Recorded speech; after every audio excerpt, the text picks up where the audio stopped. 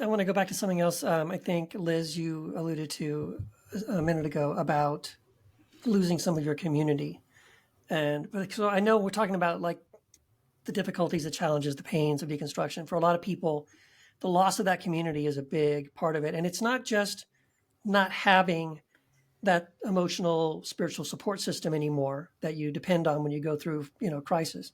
I think there's also, right, a measure of realizing that what you thought was such great unconditional love in that community was actually, surprise, very, very conditional on your agreement, right, with certain specific pieces of doctrine.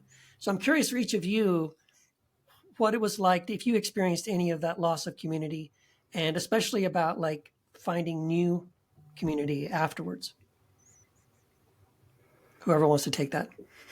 Well, I mean, I can easily say that being voted off Survivor was a piece of cake compared to being voted out of evangelicalism. Yeah.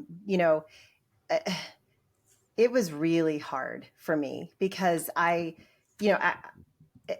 this is going to sound kind of weird, but like one of the hardest things for me, going back to the very first question, was losing the respect of people that I had spent my entire life trying to get to love me and respect me. And all of a sudden, it didn't matter what I said or did. They had zero respect for me anymore because I wasn't believing exactly the same way.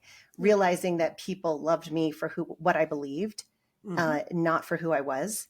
And then trying to figure out who I was,